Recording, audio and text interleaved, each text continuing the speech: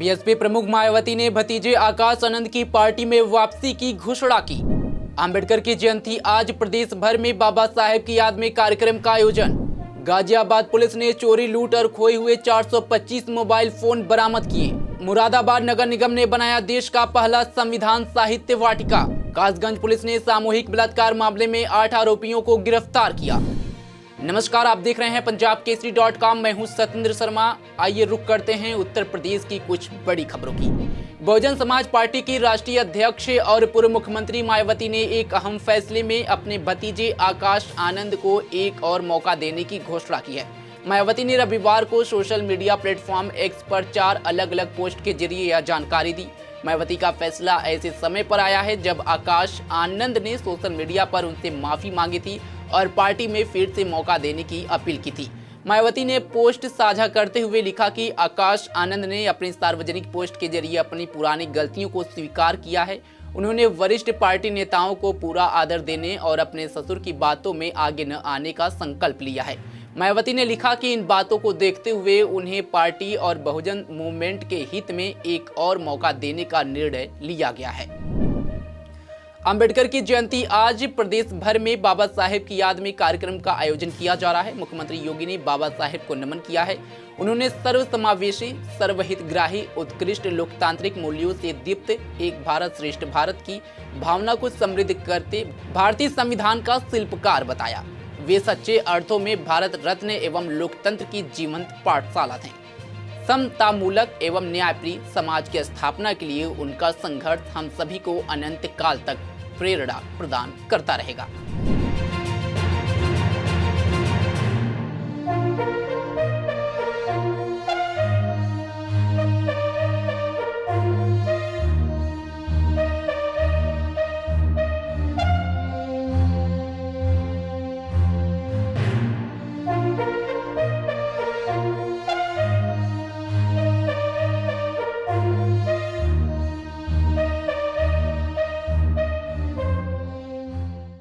Bharatiya Janata party पूरे देश में डॉक्टर भीमराव अंबेडकर सम्मान अभियान चला रही है और ये लगातार हम लोग करते आ रहे हैं, क्योंकि एकमात्र राजनीतिक दल भारतीय जनता पार्टी है जिसमें अंबेडकर जी की जयंती भी बूथ तक मनाई जाती है। हम लोगों ने तय किया है, हमारे पार्टी राष्ट्रीय नेतृत्व ने तय किया है कि 13 तारीख को देश भर में बाबा साहब अंबेडकर की जितने भी स्टैचू हैं वहाँ सुबह स्वच्छता अभियान करेंगे। आज हम लोगों ने इसी प्रतिमा पर स्वच्छता अभियान किया था और शाम को लाखों दीपक जलाने का काम करेंगे, दीपोत्सव करेंगे। कल पुष्पांजलि करेंगे, मिष्ठान वितरण करेंगे और उसके बाद संविधान का जो प्रेम्बल है उसका हम सामूहिक वाचन करने का काम करेंगे। यानी कि बाबा साहब की प्रेरणा, बाबा साहब के सपने, बाबा साहब के किए गए कार्य हम हर बूथ तक पहुंचाने का काम करेंगे। उन्होंने सामाजिक समरसता, राजनीतिक आर्थिक न्याय और अवसर की समानता का जो लक्ष्य दिया है वो नरेंद्र मोदी जी के नेतृत्व में, योगी जी के नेतृत्व में हम उत्तर प्रदेश और पूरे देश में फलीभूत करने का काम कर रहे हैं। बाबा साहब अंबेडकर हमारे लिए श्रद्धा और विश्वास का केंद्र है। भारत का संविधान हमारे लिए अक्षुण्ण है और इसलिए हम सब लोग मिलकर पूरे देश में सामाजिक समरसता का एक गंगा बहाना चाहते हैं।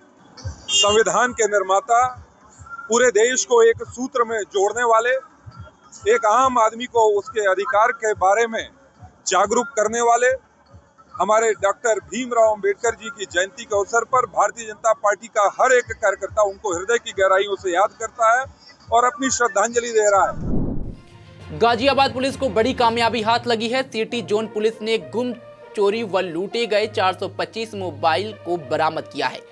इनमें कई मोबाइल फोन कश्मीर, पुलवामा और साउथ इंडिया के जिलों में चलते पाए गए हैं। डीसीपी सिटी राजेश कुमार ने बताया कि इनमें 70 मोबाइल कोरियर से पुलिस को मिले हैं। इस CIR पोर्टल पे जो शिकायतें दर्ज होती है मोबाइल के गुम होने की या चोरी होने की या छिनैती होने की या खोने की, उस पे ये सभी को ट्रैक करके ट्रेस किया गया है। लगभग ये देखेंगे आप 425 मोबाइल हमारी सिटी जोन की पुलिस ने, जो हमारी टीम्स बनी हुई है हर थानों में और हमारे ऑफिस में जो टीम बनी हुई है, सभी ने मिलकर रिकवर किया है। और ये देखेंगे कि ये सब 23 फरवरी के बाद ये की संख्या है। 23 फरवरी तक हम लोगों ने 125 पहले किया था, 425 अभी किया है 23 फरवरी के बाद पिछले 2 महीनों में। कुल अब तक 550 ऐसे मोबाइल जो सीआर पोर्टल पे ट्रेस हुए थे उनको बरामद किया गया है। और इसमें आप देखेंगे कुछ मोबाइल तो बहुत दूर से आए हैं। एक तो पुलवामा में चल रहा है, वहाँ से उससे बात करके मंगाया गया, उसने उसको कुरियर से भेज दिया था। इसी तरह अन्य प्रदेशों में भी ये मोबाइल चल रहे थे। ये जो मोबाइल है इसमें सबसे पुराना मोबाइल 2021 का है जो वहाँ पे रजिस्टर था सीआईआर में। और इस तरह से लगातार इसमें हमारी टीम काम कर रही है और जो भी इस तरह के फोन्स उसमें सीआईआर पोर्टल में ट्रेस हो रहे हैं उनको बरामद कर रही है, उनको आइडेंटिफाई करके उसके वास्तविक ओनर को बरामद कर रही है। आप जानते हैं कि मोबाइल कितना इंपॉर्टेंट होता है किसी के लिए आज के जीवन में। उसमें तमाम इंफॉर्मेशंस उसके मोबाइल में रहती है, छोटा मोटा कंप्यूटर होता है, तो वो मोबाइल खोने से उसको बहुत ही दिक्कत का सामना करना पड़ता है। कई सूचनाएं चली जाती हैं, लोग उसकी प्राइवेसी काफ़ी स्तर तक जान लेते हैं। तो एक बड़ा काम, बड़ी उपलब्धि है। आप इसके देखेंगे तो पूरा 425 मोबाइल की कीमत अगर आप आंकेंगे तो कम से कम 1 करोड़ रुपए की पूरी बरामदगी है। हाँ, पुलिस टीम ने जो इसमें काम किया है उसमें मेरी तरफ से 25,000 का इनाम इनको प्रोत्साहित करने के लिए दिया जा रहा है। तो जिन लोगों ने कुरियर के जरिए फोन वापस किया है, क्या भविष्य में उन्हें भी आरोपी बनाया जाएगा? नहीं, इसमें आरोपी की बात नहीं है। इसमें वो कहीं से भी उनके पास वो मोबाइल पहुंच गया, चाहे वो किसी से सस्ते में खरीद लिए हों या कहीं उनको मिल गया हो और उनके पास वो चल रहा था, तो उनसे हमने जब उनसे बात किया और उनको बताया कि ये मोबाइल आपका नहीं है, आप किसी और का है, तो कुछ ने तो इसमें आप देखेंगे 60-70 की संख्या में तो उन्होंने कुरियर कर दिया हमारे ऑफिस के पते पे। तो इस तरह से मोबाइल सब बरामद हुआ है। कुल मिला के ये इसमें उनको नहीं लाया गया यहाँ पे। उनके पास जो मोबाइल चल रहा था उसको हम बरामद किया। उत्तर प्रदेश की मुरादाबाद में बनी संविधान साहित्य वाटिका अब पूरी तरह तैयार हो गई है। भारतीय संविधान के बनने की पूरी कहानी बयां करती ये वाटिका संविधान के इतिहास और मूल्यों को दर्शाती है। मुरादाबाद नगर निगम ने इस पार्क को तैयार कराया है जो विविधता में एकता का संदेश देता है। मुरादाबाद में तैयार हुए देश के पहले संविधान पार्क का उद्घाटन प्रदेश के मुख्यमंत्री योगी आदित्यनाथ के द्वारा आने वाले समय में होना है। संविधान पार्क 9.5 करोड़ की लागत से बनकर तैयार हुआ है। मुरादाबाद में बने संविधान पार्क में बात खास यह है कि संविधान को 1947 या 26 जनवरी 1950 के बाद से नहीं दिखाया गया है। जब से हमारी सभ्यता संस्कृति का विकास हुआ है तब से जितनी भी संस्कृतियां हैं और जो वर्तमान में संविधान का स्वरूप है उसको दर्शाते हुए आने वाली पीढ़ियों को समझने की एक छोटी सी इस वाटिका के जरिए कोशिश की गई है। उत्तर प्रदेश की कासगंज में एक दिल दहला देने वाली घटना ने पूरे इलाके को हिलाकर रख दिया है। यहाँ झालपुर इलाके के पास पिकनिक मनाने आई एक युवती के पास गैंगरेप को अंजाम दिया गया। बताया जाता है कि मंगनी के 3 दिन बाद युवती अपने मंगेतर के साथ झाल के पुल पर घूमने आई थी। वहीं अब पुलिस ने गैंगरेप को अंजाम देने वाले 8 आरोपियों को गिरफ्तार किया है। कासगंज क्षेत्र में एक युवती के साथ कुछ अपराधियों ने बलात्कार की घटना कारित की थी, जिसमें कासगंज और क्राइम ब्रांच अन्य थानों की गठित टीम द्वारा उन आरोपियों में से कुल आज 8 आरोपियों की गिरफ्तारी कर ली गई है।